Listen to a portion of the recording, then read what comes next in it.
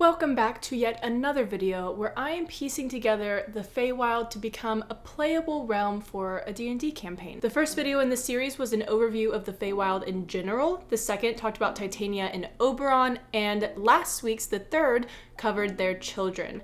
This week, I'm talking specifically about the Queen of Air and Darkness and sort of her Unseelie Court.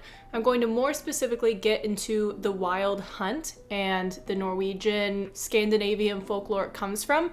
And then at the end of the video, something I haven't really done yet, I am going to suggest a few potential storylines or encounters that you could include in a session. And before I get into it, I wanted to give a big thank you to everyone who's been watching these videos. I have noticed an uptick in viewership and subscribers, and that's really, really exciting for me. And because of that, I'm getting more comments. And so I wanted to employ a new thing every week where I do the idea of the week. The idea of the week will just be a comment someone left that previous week on probably the most recent video, but I guess I could branch out to others as well and just sort of showcase it and mention, hey guys, this is a really good idea someone had. It might be based off the number of likes it received. It might be based off I just really liked it. So this week I have a comment that I wanted to highlight from Skeel.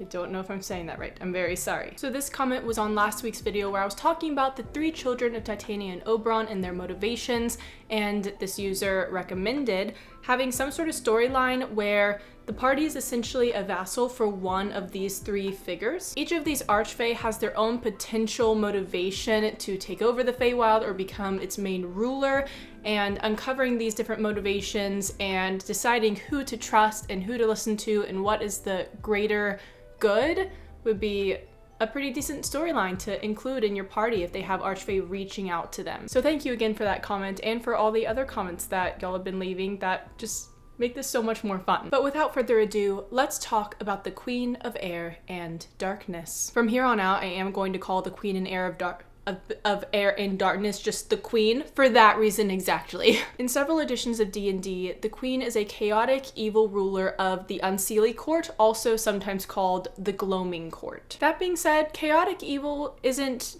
normal evil in the way we think of it for this character. It's less that she has clear-cut morality.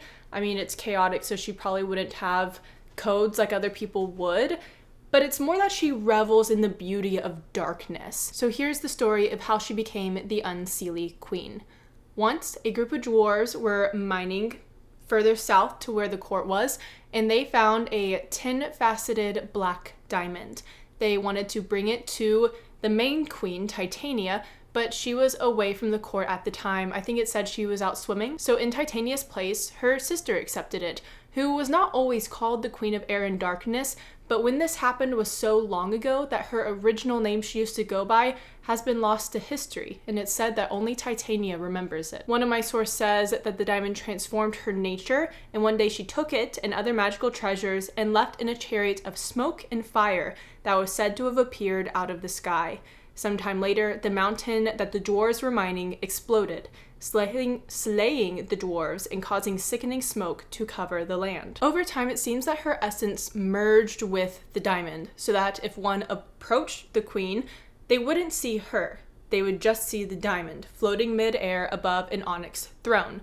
But if magic was used to see the true form or the true nature, then one would see what would they see? If magic was used to see her, however, she appeared as a beautiful but terrible female fairy with angular features, bone-white skin, all black eyes, and long black hair, which is very classic evil appearance, the pale, ghostly skin, the black hair, black eyes, and I think it could be maybe jazzed up a little bit. She is, of course, now the queen of the Unseelie Fae, their leader, and they sort of worship her and serve her. One example are the Quicklings, which used to be very slow and lazy and egotistical, but of course this makes them pretty bad servants to a queen, and after a while she grew impatient with them and she sped up their lives, literally. They became very fast, very driven, but that also means their lives were shortened.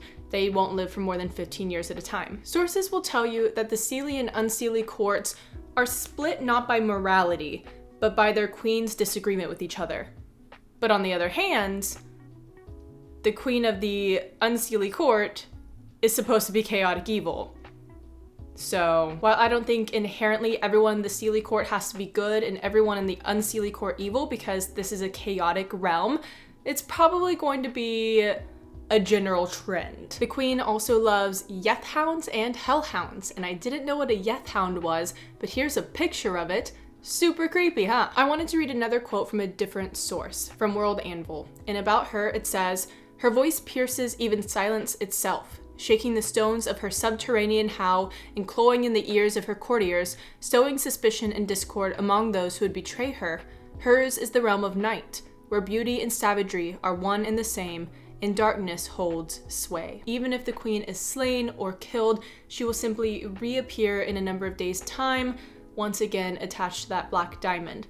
So, if you're going to have that artifact in your campaign, I would probably decide, is the black diamond able to be destroyed? I sort of see the black diamond as like a Horcrux from Harry Potter, where Voldemort was attached to that piece. Like, that part of his soul was attached to the Horcrux, and he couldn't leave it. That part of him couldn't, except through pretty powerful magic. However, he still had power, and the queen also was supposed to still be able to see through the eyes of her followers, able to still cast magic, protect her lands from people she doesn't want to intrude. From this website and another one, I found 2 character sheets for her that you could maybe use for some inspiration. I have linked those in the bio, as well as any other links that I use to talk about these characters. None of this is original. The beauty of running a campaign is you don't have to cite your sources to your players. Of course, there are a number of creatures that serve and worship her who I could talk about in pretty good detail here, but I want to focus in this video specifically on the Wild Hunt. The Wild Hunt is one of the most classic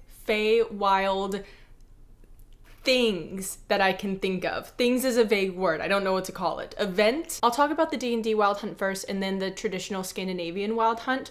But in D&D, the Wild Hunt was led by members of the Unseelie Court, where they rode nightmares and were aided by yethhounds during the hunt. I didn't know at first what it meant by a nightmare. It is literally a nightmare, like a night horse, with fire coming out of it. So cool. They were also called the Dark Hunt, and the queen would send them out essentially to capture a creature or retrieve an item that she wanted, since she is bound to her diamond. Also called the Dark Hunt, this was a group of the best hunters of the Unseelie Court who would convene to do the queen's bidding. They might fetch an item for the queen, they might go and get a creature or a being for her.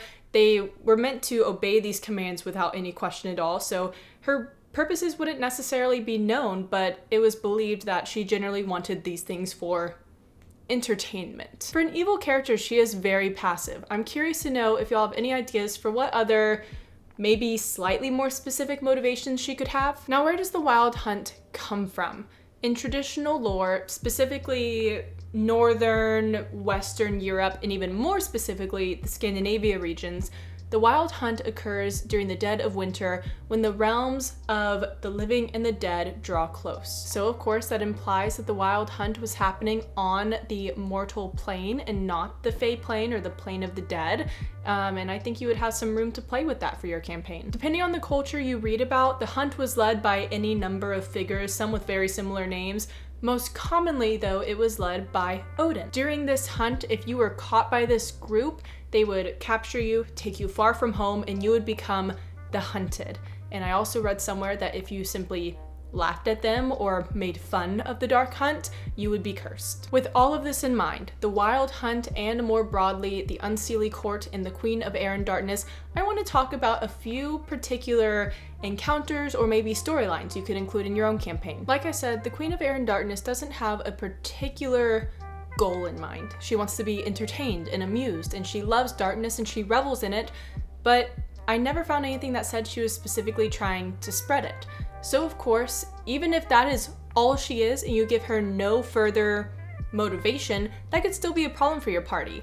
If she sends out the Wild Hunt or other servants to retrieve a certain item or a certain creature that the party needs or is trying to protect, that could be a big problem for them. They could also have a number of encounters with members of the Unseelie Court, and if they kill someone particularly important, that could put them on the Queen's radar. For specific encounters with the Wild Hunt, picture this.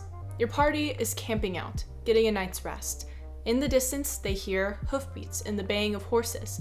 They can try to hide. Maybe if they have Liamon's tiny hut, they won't be detected at all, or they try to run. they could find themselves in the path of the hunt, being the hunted. It's a pretty simple premise, but they would be facing up against really powerful beings, theoretically, and so you'd have to decide, is this a survivable encounter? Would they have to disappear? Is it possible that they don't get caught up in the hunt, but narrowly escape it and watch it as they go by, maybe learning information? If it's not a survivable encounter, maybe they've heard warnings in previous towns or from previous Fae who have talked about their great strength and the terror that they create across the Feywild. Maybe the party is staying in a village or town or with a friendly Fae creature. They hear hooves and screaming in the distance. When they probably inevitably ask about what's happening or go to investigate, they learn that the hunt has taken someone important. It's now their job to hunt the hunt, to get back this creature. And if that creature has been released somewhere to be hunted by the wild hunt, I'm saying the word hunt a lot, then maybe they have to find them before the wild hunt does. Maybe the wild hunt has been sent to retrieve a certain item or artifact that maybe your party already has or they are also looking for. In that case, it would once again become a race to get it first, or if the party already has the item, maybe they have to watch it indefinitely and they don't know what to do except always be on their guard, or they have a safe zone where once they get this item to a certain location, they don't have to worry about it anymore. This last idea is my favorite and I think has a lot of potential, but the party comes across the mines. The ones where the dwarves, long ago, ages ago, found the diamond originally. Should they enter this dungeon, maybe the party can discover the secret of the black diamond, where exactly it was pulled from, what the dwarves knew about it, maybe how to destroy it if that's something that's possible. Maybe they discover that the dwarves didn't just find a beautiful artifact and decide to pay their respects to their queen. Maybe they knew what it was and what it could do. Why were they trying to give it to Titania? That's what I have this week about the Queen of Air and Darkness and the Wild Hunt. Let me know what you think about the queen, the hunt, any potential encounters that you could utilize. Comment below what you're thinking. I definitely love the ideas I've seen so far and I would love to see so many more. And maybe you too could become the idea of the week. It's not a very catchy name, but we'll workshop it. Join me again next week for more on the Feywild, and make sure you also let me know if there's any particular videos or Feywild subjects or other D&D subjects in general that you'd want me to cover. And on that note, I hope you have a great whatever it is, and I will see you next time.